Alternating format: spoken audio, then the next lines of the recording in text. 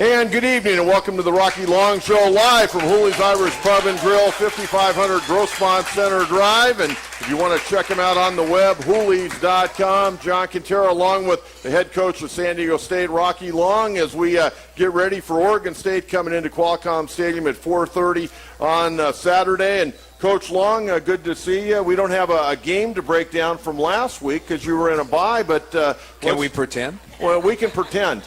And we won? You won. Okay, good. And you played great defense. You came up with some great 80-yard drives in about 7 plays, and special teams were marvelous in every area. Wouldn't that be nice to talk about something like that? Well, hopefully next Wednesday night we are talking about something like that. I hope so. Well, let's start off, first of all, the week off.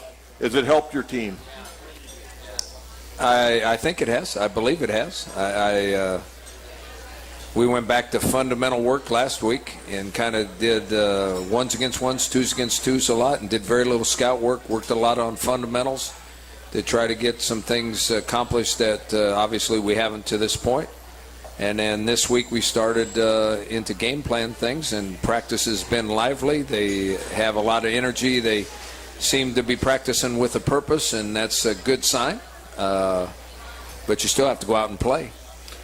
How much do you hit this time of year? Even though it's still early in the year, how much do you guys go out there and hit? You probably don't take guys to the ground like you used to during the week with a lot of what they call thud type of work. But how much will you guys go goal line and stuff like that? Well, we don't ever go goal line anymore. Since camp's over, we don't go goal line. But we do a lot of thudding.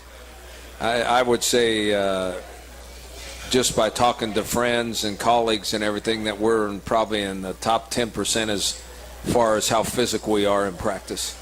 Most people this time of year don't do very much where they actually run into each other. More of it's running around without pads on and avoiding people. We try to do it the other way. I mean, I don't think you can get ready to play a game and be physical in the game unless you do a little bit in practice. And we tailor it. Like yesterday, we went 22 periods, and probably 10 of them were where we were actually running into each other, and we have 5-minute periods. So about half a practice, or 50 minutes, we were actually running into each other. Today it was probably 30 minutes we were running into each other, and tomorrow we won't run into each other, and then Friday we don't do anything. We have some walkthroughs and everything, but we don't do anything. Now as far as conditioning, and you guys like to play, especially on defense, you like to play a real physical brand of style. Conditioning plays such a big part in it, and I think, we'll get into talking a little bit later on about the spread offenses, but also depth plays a big part in it, and I think even more so with these spread offenses right now. Do you ever worry about where your team is conditioning-wise? I do with the new spread offenses when they're trying to get a play every 15 seconds. I don't know how you can condition for that. But in practice, we make our kids run to the ball every single time on defense. And on offense, they make the guys run at least 40 yards. On a run and play, they go for 40 yards. After they get tagged off, they go for 40 yards. A guy catches a ball, he goes for 40 yards. So they get that kind of conditioning in practice. Now, we used to do it by doing pursuit drills, and you'll understand this, where we chase them to the ball. So everybody all 11 guys had to be over the ball, and all 11 guys had to go here, and all 11 guys. But with the spread offenses, guys don't do that anymore, because you start to run to the ball. As soon as the ball is down, you got to get back and get lined up again. And if you're a corner, and we used to make them run all the way across the field to the ball. But now if you run all the way across the field and your guy didn't, because the receivers, when they're not involved, they just stand there in the spread offenses. So we don't teach that kind of pursuit anymore. And then we try to get it when we play a running team. We try to get that kind of pursuit. The game has changed so dramatically that you have to get your conditioning done in practice. On offense, by running an extra 40 yards when you carry the football. And on defense, you have to chase them to the ball in practice. And then you realize when you play a spread team that week that you're not expecting the backside corner to run all the way to the ball, because he has to line up on the receiver that just stood there and did nothing. That's a very interesting point. And let's stay with this just for a minute regarding depth has always been key. When a guy goes down, the next guy up's got to step in and be able to, not give a whole lot of ground from the first team guy. But I would think now with the spread offense, you're going to see you're going to see a pro-style offense this week in Oregon State. But with the spread, I would think depth, especially on defense, is even more important. I think it's vital. I think it's vital. Now, the trouble you have is getting them in and out of the game. If the offense is going fast enough and they're not substituting, which they are, or they substitute in a way that you can't substitute to match them, which happens all the time. I saw it happen even in the NFL a little bit because I saw coaches getting very upset about it, but it happens all the time in college where they'll step a guy off and step a guy on, and then they don't give you a chance to put another defensive guy on there. They can keep your 11 guys out there on defense for an entire drive if they want to, and they can be snapping the ball every 15 seconds. I'm complaining because I don't like that for the defense, but I think whoever has started this revolution in football, I think what they're doing is unbelievable. I think it's comparable. You'll understand this because of our age. It's comparable to when they first started running the wishbone. And no one could stop the wishbone. And it just pounded you and pounded you and pounded you. Well, this is the opposite. They've spread you out all over the field so you don't have to be physical. All you have to do is be skilled, because a skilled guy can make another skilled guy miss in an open field very easily. And if you can run play every 15 seconds, you can wear the defensive guys out. I mean, completely out. So it's much easier to execute when the defense is tired. And the offense itself is so simple that if you're a skilled quarterback, you can run it from day one, because you don't have all the reads and you don't go from one receiver to two receiver to three receiver, dump it off to four. It was, we're going to run the zone read right here. If you only have four or five in the box, we're going to run the zone read because we'll run it right up your butt. Okay? And if you put too many guys in the box, guess what? I'm going to fake the zone read and I'm going to throw it out there to my wide receiver that's one-on-one with the defensive back with 10 or 12 yards to go, and my wide receiver is going to win 9 out of 10 times. The offense is so simple. Whoever designed this, and I'll bet you it was a high school coach that somebody copied, whoever designed this had a great mind for football, and it's revolutionizing the game. Is it good for the game? Yeah, see, I got into this at a press conference one time. Is it good for the game? I guess it is, because the fans love it. It is a fan-friendly game. Now, for guys because they put points on the board. Well, they put points on the board, and you get to see great athletes do amazing things out in open spaces. In the old days, when the real football was going on, no one in the stands could see what was happening in those piles. You know what was happening there, and I know what was happening there, but if you didn't play football, you have no idea what was going on in those piles. And in the stands, nobody knew what was going on in those piles. Okay, you couldn't even see a real play sometimes because there were so many bodies around. You couldn't actually see the play develop. Now everybody gets to see the play develop. I think it is very fan-friendly. I think you get to see the athletes in open spaces, and they're fun to watch. Now, I think the game's losing something because it's losing the physicality. I mean, you can't. If you hit somebody too hard, it's targeting. If you push the quarterback down, it's roughing the quarterback. If you kind of bump a receiver, it's interference. I know. So whoever designed this offense was really, really smart. And now with the rules, it's making it basketball and grass.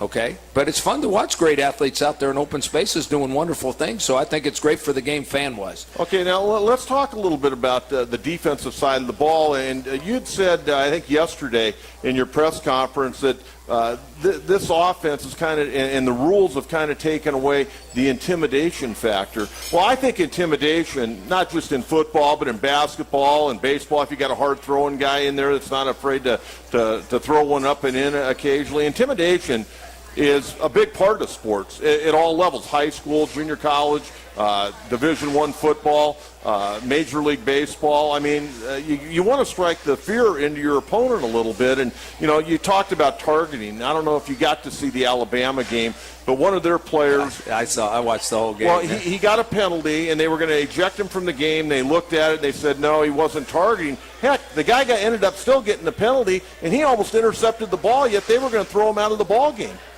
Yeah, they wanted to throw him out of the game, and then they watched it on replay, and they brought him back in the game. But guess what? It was still a 15-yard penalty. Right. Because they called it, and the guy was actually trying to intercept the pass, and he ran into the receiver. That's my point. I don't want people to get hurt in the game. Don't get me wrong. But the game back when you and I played, there was some intimidation factor to the game.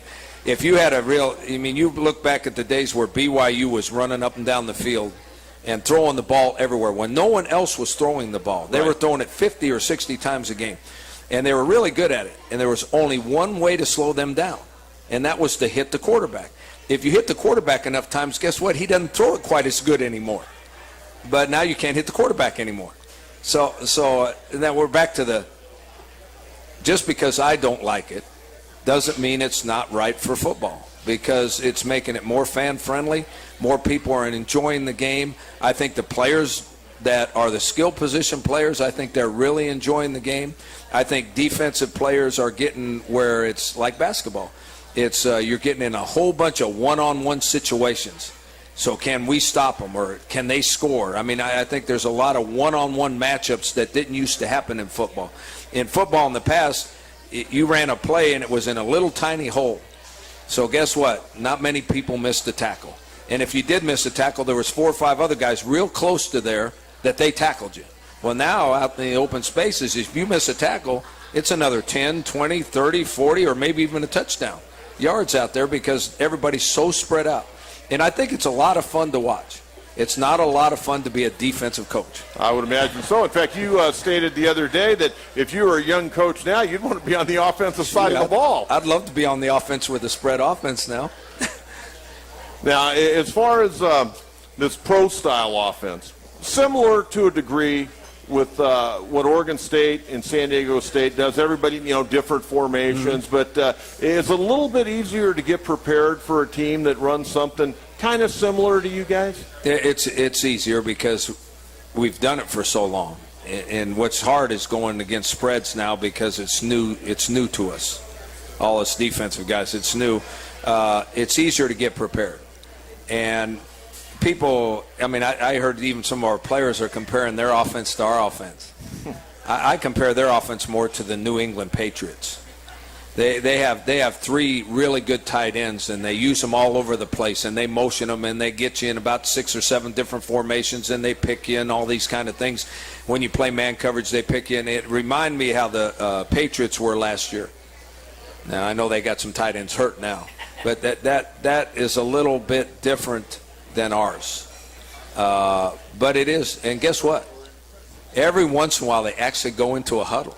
Wow. Really? That's pretty good. Every once in a while they're in a huddle. Do they have a hand clap when they break?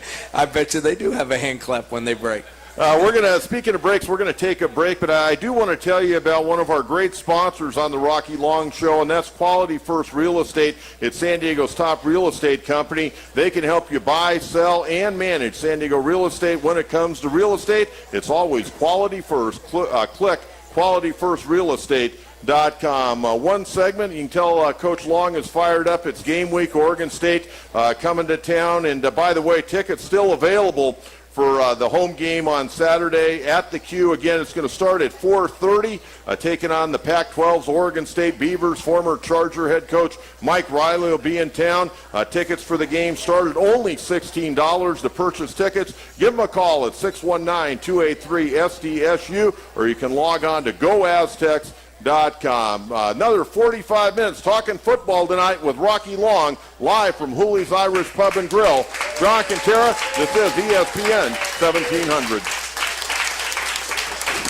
5500 Grossmont Center Drive, their website, Hooley's.com. We'll throw out that phone number for you if you'd like to dial in. Now, we'll have another show next Wednesday on ESPN 1700, and then the following week, once we get into the first week of October, this show will be on Wednesday nights on the Mighty 1090. So make a little note of that, and also invite you to come on out and stop by Hooley's. The food is absolutely fantastic. The waitresses, bartenders, very, very friendly. And I live in North San Diego County. I'd never been here until 4 weeks ago, and this is really a fun place. Yeah, you were missing out, weren't you? Yes, I was. But glad to be here, and once we get into October, I'll do my 3-hour show on Wednesday nights right here from Hooley, so we're looking forward to that. Coach, we talked a lot about the spread and the pro style a little bit. We'll get into Oregon State a little bit later on. Let's talk about the Aztecs and the junior quarterback, Quinn Kaler. Pretty good effort in his first voyage in Division I football against Ohio State, coming off the bench for Ryan Dingwell. How is he going about his preparation, and are you already starting to see him have a little bit better command of the offense? I think what he looks like in practice is exactly how he looked in the second half of the Ohio State game. I think he's confident. He's a smart young man. I think he's confident in his own ability. I think he has a really good grasp of the offense, he doesn't appear, and he didn't seem like it in his first game. He doesn't appear to be a guy that gets rattled. He throws a very accurate football, and I think he's spending a lot of extra time mentally in meetings and watching film, trying to get ready for the game. But he handles himself very well in practice. And now, obviously, he doesn't get hit in practice, and those guys are going to be trying to hit him. But I think he'll play well. You must have been pretty confident of this guy because you don't go after too many JC guys, and you brought this guy in, and he's obviously made an impression on you. Well, he wasn't getting highly recruited, and we watched film on him, and he threw for, I wish I had the stats here. I know he threw for 36 touchdowns last year. 36 touchdowns and only like 10 interceptions, and he threw for 4,000 and something yards, so he must do something right. I think he has a little bit odd delivery that people maybe didn't like, the purists didn't like. His arm is stronger now than when he got here last spring. Last spring his arm wasn't very strong. It's getting stronger as he goes. Maybe the arm strength kept people from recruiting him. But, it's not unusual. Now we're back to the spread, but it's not unusual. I watched. I got you going tonight on that. Yeah, I watched maybe 30 games over the weekend, college games, because on a bye week, because when you're in the season, you don't watch any football on TV. It's all on You film. don't know what's going on in the world when you're coaching a college football game. So I watched Texas Tech play TCU. I think that was a Thursday or Friday night. And Texas Tech wins the game, and Texas Tech has a walk-on freshman quarterback that starts. I mean, and he was really, really good. So obviously there's other people that miss on guys, and I think everybody missed on Quinn. I think he probably should have been recruited by somebody, but we're glad he's here. Well, let me ask you this, and we talked a lot about recruiting last week, and you never know who's listening out there, but you're a former quarterback. Talk a little bit about when you look at tape, you're sitting in your office, you got that beautiful computer in front of you, and you're looking at tape. I mean, what are you looking for in a quarterback? Well, I have to be honest about this. I was a quarterback, but the offense we ran, I was a running back that took the snap from center. We ran the wishbone. So I wasn't truly, in my mind, I wasn't truly a quarterback. I was a guy that operated the offense, but I was really a running back that happened to take the snap from center. And we've always had, in my opinion, we always have good, our offensive coordinator's always been a quarterback guy, and we have Brian Sipe as our quarterback coach. Those guys evaluate the quarterbacks. All I want to know is about what kind of kid he is and what kind of leadership he is, what kind of leadership he has about him. How does he handle himself with the other players? How does he demand respect? How does this and that? But the actual taking the snap, dropping back, or taking a shotgun snap, stepping and throwing, and the mechanics of that, and the ball release, and how accurate he is with the football, I've always left that to our offensive coordinator and our quarterback coach to evaluate that. Now, when you made the move at Ohio State, and obviously Adam did not play well in the bowl game last year. He didn't play well against Eastern Illinois. Got off to a horrendous start against Ohio State. And you guys, the coaching staff, Coach Toledo and yourself, made the decision to go with Quinn. A lot of coaches would be concerned, especially early in the year, coming off a championship, making that change, how the other players are going to take a look at that. Do you ever worry about that? I don't at the moment. I mean, when things like that are happening, I don't worry about the repercussions later. Once the game's over, all that stuff comes into your mind. You know, the young man that we replaced, how's he going to handle it? You know, and so you talk to the kids about it. When things, the emotions settle down and stuff, you get them one-on-one and you talk to them about why things like that happen. Try to get their feelings on it. Try to explain that being a good teammate is the most important thing. And at the time, we thought it gave our team a better chance to perform well if we made the change. It's nothing, you know, and to be honest with you, I don't think players are any different than they used to be. I think that maybe parental involvement is more so than it used to be, but most kids are honest about themselves. They're honest about their situation, and as long as they know it's not personal, that it's a decision that you're making for the betterment of what you think is for the betterment of the team at the time, kids take it just fine. You know, I've always been a big believer that the players know who should be playing because they're out there on the practice field day in and day out there in the weight room with them, and the players, they know who should be playing. They're honest about their own abilities. They're honest about the way they play. They know. Players know. If you have a player that lies to himself, which there are a few of those, that there are a few that don't really realize how good or how not good he is. There are a few people that lie to themselves, but 99% or 95% of the players I've ever been around, when I was a player and as a coach, they are really honest about themselves. They do not lie to themselves. And if you bring something up to them, they'll give you their honest opinion. And if you ask Adam Dingwell right now, if he should have been taken out of that game, and he said for the betterment of the team, probably yeah. And now probably it upsets him because he thinks he could have gone in there and made a difference. And you don't want anybody on your team that doesn't think they can go make a difference. But I think that he would say it was the right choice. Well, now, he might not have said it on that day.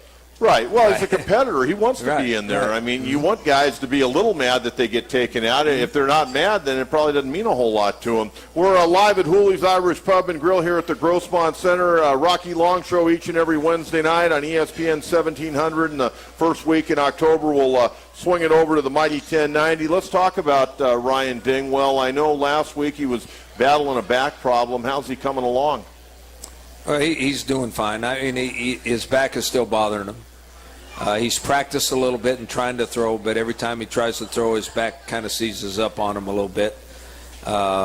So I think it's going to be a day-to-day, week-to-week thing. And I don't think it's anything that they can surgically fix. He just has a bad back that tightens up some. And we're going to, we're trying to give him enough reps so that he can be the backup and not do so much that he can't perform. I mean, it's a very delicate balance in this situation. Okay, let me ask you this. Is he going to be available for Saturday, or are you getting somebody else ready to be the backup? Well, no, we're working with Chad Jeffries, too. They're kind of splitting the second team reps so that both of them, I mean, if something happened that we had to make a change, if Adam Dingwell feels good enough, he will go in. If his back's not good enough, Chad Jeffries would go in. Well, you better be getting some good massages and some liniment on there. Do whatever you can to stay loose when his number is called. Adam Moema, it sounds like he's made a pretty good recovery. I know you were quoted as saying at practice one day, carried the ball probably about 40 times, didn't seem to give him a problem. How did he practice yesterday and today? No, he practiced pretty good yesterday. We had some team pass where it was offense versus defense, and obviously we're thudding. We're not tackling to the ground. But he caught a screen pass and made a couple guys miss and went about 20 with it, so he looked pretty good then. We didn't do much together today. It was mostly scout work, but he took a lot of snaps from center and scout work, so I hope he can stay healthy because we're a lot better football team if he's healthy. There's no question about that. Again, we're live here at Hooley's Irish Pub in the Grossmont Center. Offensive line. What changes, if any, have you made? Because last week you came in here and you said 4 of the 5 spots are up for grabs. We got to see these guys perform a little bit better. So do you have 5 linemen that you're going to run out on the field on Saturday? We have 5 linemen that are going to start. We decided last week who we think are the 5 best. They started into Oregon State game plan on Sunday. So it's the same 5 that will start the game and hopefully play the whole game. Now you want to know who they are, right? Yeah, that'd be nice. It's Bryce Quigley at left tackle, Joppa Gordon at left guard, Jordan Smith at center, right guard is Darrell Green, and the right tackle is Terry Poole. Okay, very good. Nico Saragusa, who was a starter, now one of the backups, and I would imagine... he's the backup guard on one side. Yeah. I would think he's working hard to try to get his job back. Oh, I'm sure they all are. Zach Dilley, who was a starter all last year, he wants his job back too. I mean, and competition is good.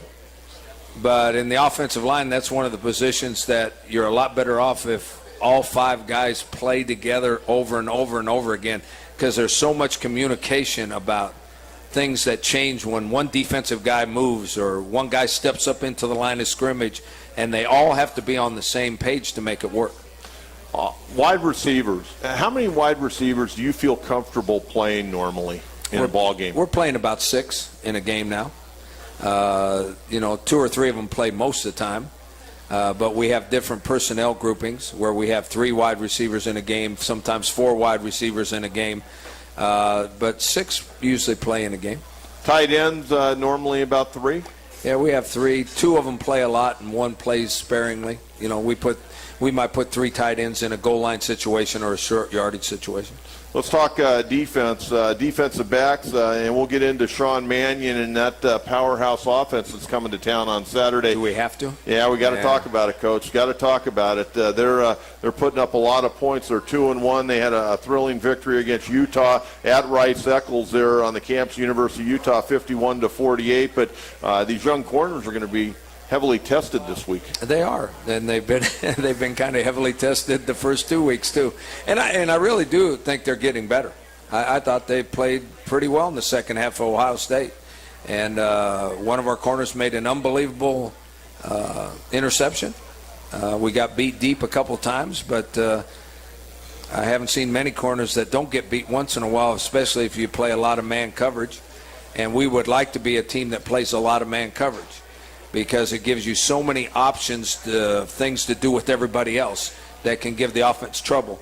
If you have to start protecting your corners, means you have to play some kind of 2 deep coverage that takes one guy out of the front 7, and then all of a sudden you're not as good against the run, and all of a sudden you don't have the blitz package that you would have if your 2 corners can play man-to-man. That's why they pay those guys so much in the NFL. If they can lock a guy down, they get paid a whole bunch of money. Well, I'll tell you, defensive backs now, going back to the spread again, you got to be looking for those guys that can play man-to-man, and if they can play, they're going to have a job not only in college but moving on to the NFL. You got the zones against the spread are going to go bye-bye, I think. Yeah, because there's so much room out there. There's too much room, and then I feel sorry for linebackers, because those big 6'6", 250-pound smash you in the face linebackers are going to be replaced by 6'6", 225-pound linebackers that can move and change directions and all those kind of things. So a lot of the big guys, I think, on offense are not going away. I think those big guys protecting the quarterback are staying. But I think the defensive players are going to change their physiques. They're going to be tall and long and not 350-pound guys anymore. Very good point. We're going to get to the bottom of the hour here with the Rocky Long Show. Hope you're enjoying the program. And, of course, we're here at Hooley's Irish Pub and Grill. It's the official sponsor of the Aztec Coaches Show with Coach Long. Hooley's is home, and I'm going to check these out a little bit later on. The famous corned beef tacos and other award-winning menu items. And, of course, every Wednesday throughout the season, Hooley's at Grossmont Center going to have Coach Rocky Long right on site between 7 and 8. We'll get to the bottom of the hour. We'll come back. Another half hour to go with Coach Rocky Long, live from Hooley's Irish Pub and Grill in the Grossmont Center. This is ESPN 1700. Hooley's Irish Pub and Grill, the Rocky Long Show. John Quintero with you to the top of the hour. And want to remind all the fans, don't forget the Warrior Walk going to take place at 2:30 this Saturday prior to the game at 4:30. Be part of this tradition when the team makes the walk into Qualcomm Stadium. starting in E3 and F3, a parking area, finishing in the Aztec Village in parking area F1. So be sure to be part of this fan favorite event and cheer on the team as they prepare to take on the Beavers. And this is something that's come along the last couple of years, and I think it's growing. And I know, talking with Marty Imhoff, who played once upon a time for Don Coryell, he came last week, and I got a chance to visit with Marty, and just saying how much the former Aztec alumni really enjoy coming out to these ball games. Well, I tell you, the Legacy group, which is a group of them, they're highly involved. They're highly interested in what's going on, and I think they're very supportive. And I think that I see a lot of them during that Warrior Walk. You see a lot of fans, a lot of families. It's really a nice deal for the players. I think the players really enjoy walking through there and seeing former players, seeing their families, seeing friends, just seeing fans that are wishing them the best of luck. That's really a nice deal.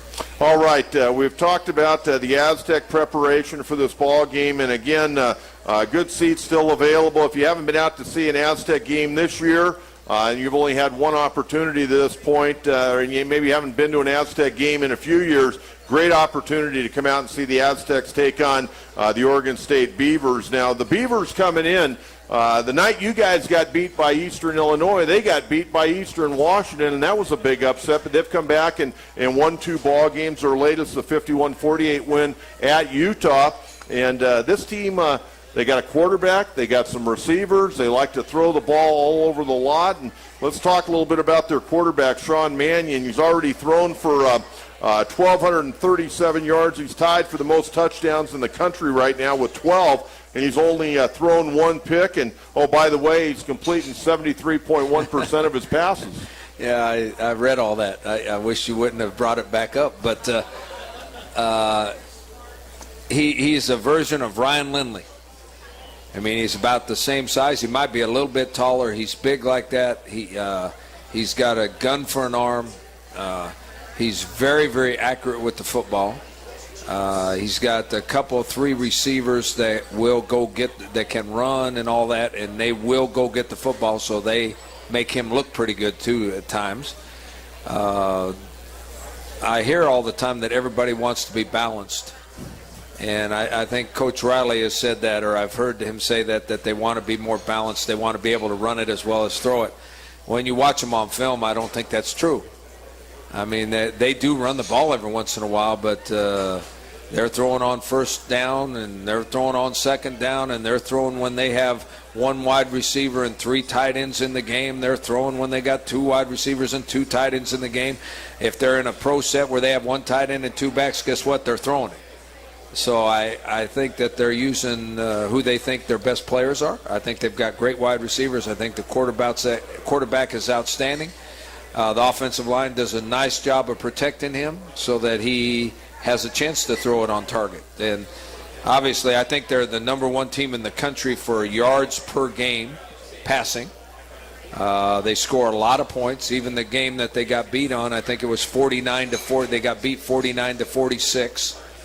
And then, as you said, I watched the whole Utah game on TV the other night, and it was an unbelievable game. They won in overtime, 51-49, I think it was. You have your little tablet out taking notes? Well, I was, but I didn't have to in that game because I can watch that game and run it back and forth all the time, you know. And when you're watching a game like that, and we'll get back to talking more about Oregon State here in a minute, but when you're watching a game, even though you're sitting there on a Saturday, your team's not playing, you get to watch any game you want, you run into a game of a team that you're going to play the following week. And I can only imagine being a defensive coordinator, longtime head coach, you're sitting there, you got things going through your mind right and left. How well did you sleep that night?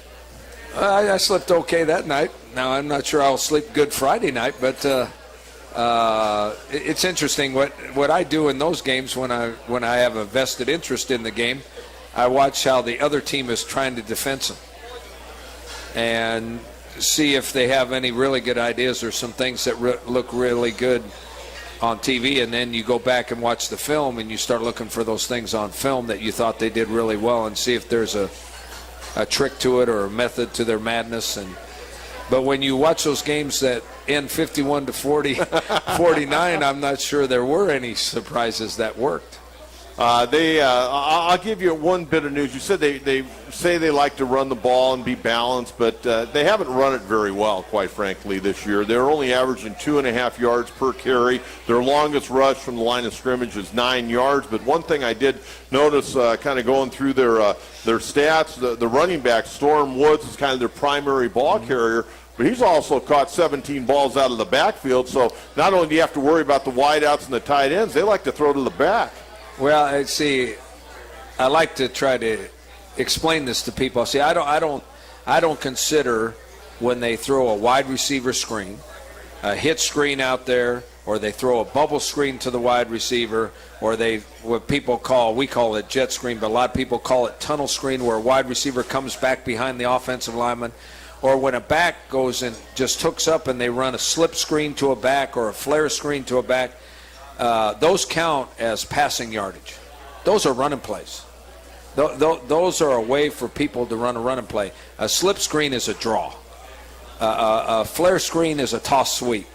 A bubble screen is a toss sweep. I actually think those are running plays, and they run every screen known to man. They run the tunnel screen. They run the flare screen. They run the tight end screen. They run a back slip screen. They run a back I call it an angle screen, where he goes out like he's going the flat and then he comes back behind the offensive lineman. They run an angle screen.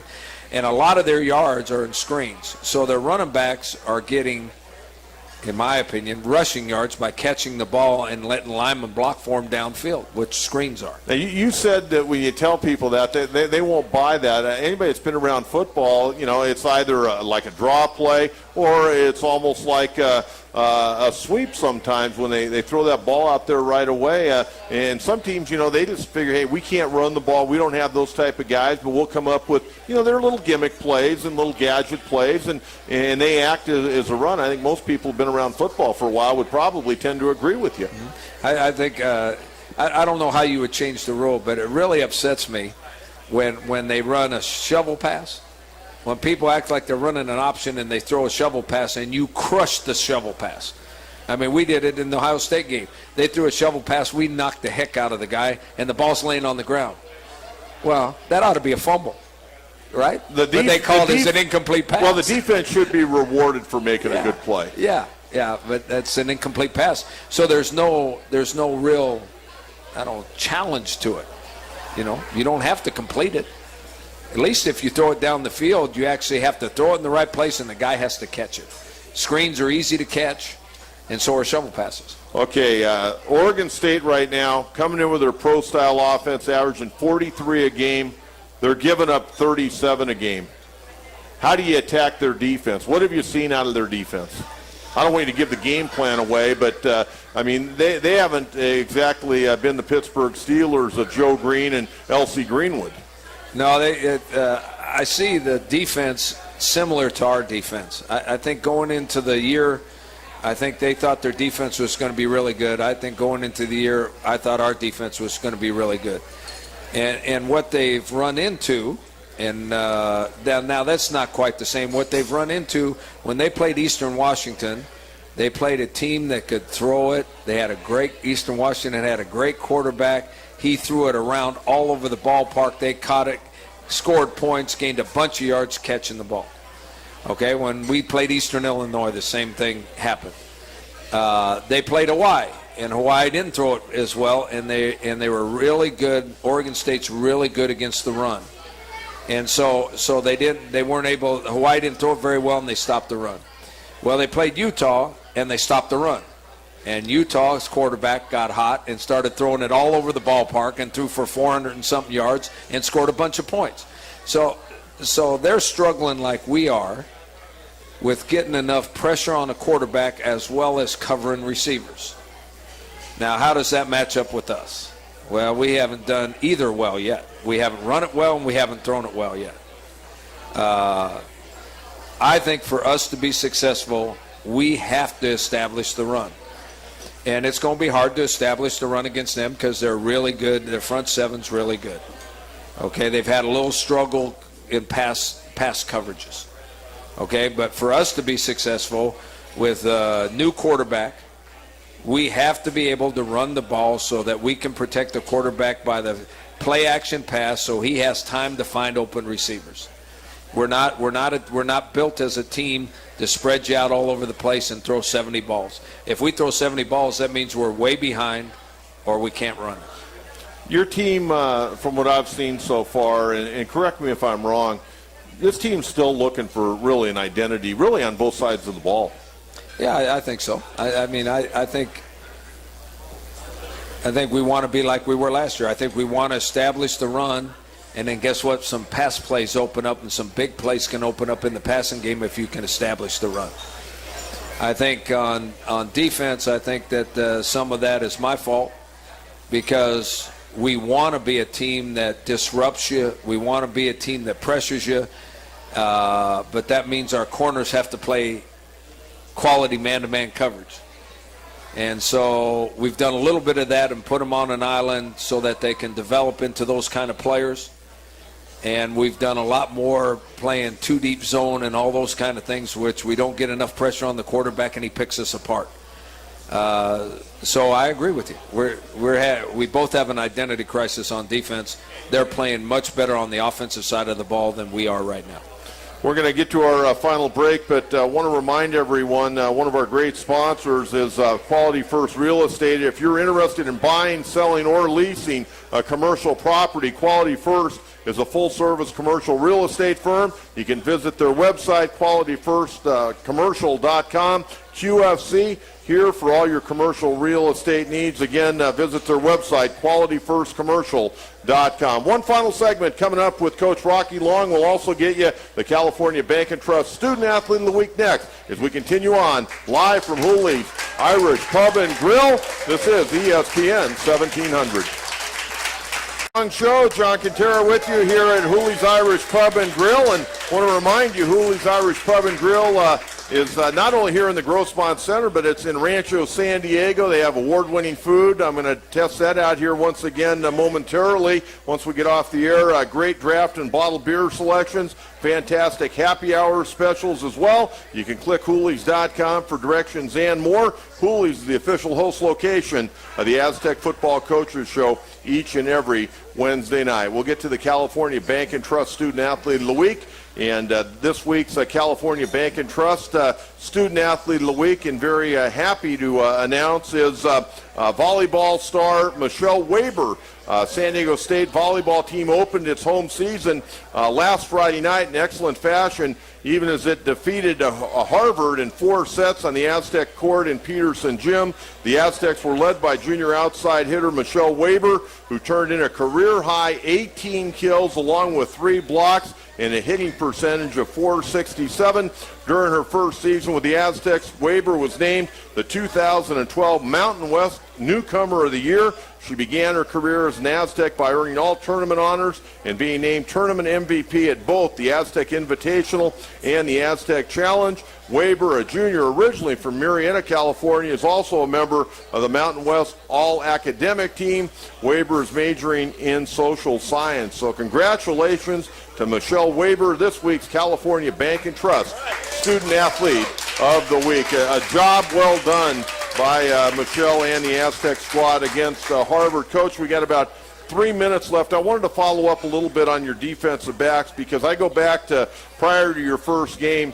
You said these guys are inexperienced. We're not real good right now, but by midseason, these guys are going to be a whole lot better. And, we look at it, you lose to Eastern Illinois, disappointing, okay? Ohio State, if you'd have won there, it would have been national news. But your guys played hard, and they didn't, roll over. They continued to play hard for 4 quarters. And if you're doing that, you're going to get better, and you're going to make strides. Still a long ways to go in this season, but it seems like you're getting a little bit happier with the DBs. They making progress. No, I think they're making progress.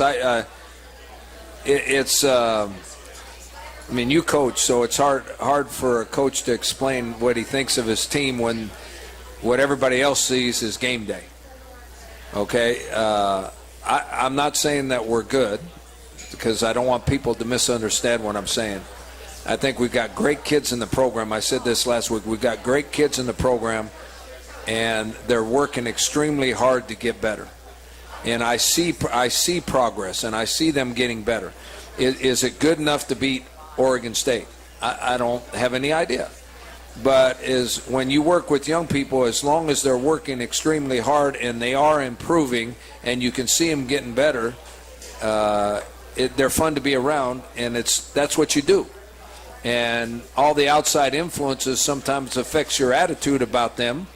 And in reality, I thought that we showed heart at Ohio State. We didn't show that we're a good football team, but we showed heart because there's a lot of people that would given up and let them score 70 or 80 points, and our kids don't do that. And our kids are working extremely hard to get better.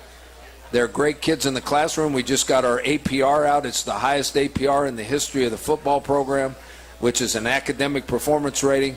So what you have is great kids in the program that aren't performing up to their athletic ability yet. Well, my job is to keep them working toward that end so that pretty soon that they perform to their athletic ability and we're going to beat somebody. And as soon as we beat someone, guess what? We're going to be pretty good. But we got to beat somebody first. Hey, we got about 1 minute, and I wanted to get to this earlier. We got going a lot of different directions. You coached at Oregon State, 91 to 95. What was it like trying to recruit players to Corvallis, Oregon? It was okay. I mean, Corvallis is a very nice place. Oregon State is a great university. The people are it's kind of a small college town, and people are really friendly. Campus is really friendly. They've made some unbelievable improvements to facilities. They've done a great job of recruiting, and now they have a pretty good football team. I think it's a great place. The biggest problem at Oregon State is that Oregon's right down the road, and Phil Knight, Nike exec, helps their program a whole lot more financially than Oregon State gets. That's the biggest problem. I would agree with that. Anybody that pays attention to college sports knows how much Mr. Knight is involved with the Oregon Ducks up there. Coach, good luck. Looking forward to the ball game on Saturday, and look forward to doing this again next Wednesday night. All right, Coach, thank you. There's Coach Rocky Long out here at Hooley's, and again, we're going to be out here next week, so make a plan, bring the family out. If we got any of those great big offensive linemen or those good cover corners, maybe listen to the show. Mom and Dad, bring your son out here to meet Coach Long. And by the way, the tickets available. You can go to goaztecs.com, or you can give them a call at 619-283-SDSU. Again, 4:30 kickoff. Oregon State coming to town to take on Coach Long and the Aztecs. Have a great night, everyone. Thanks for tuning in to ESPN 1700. Good night. Bye-bye.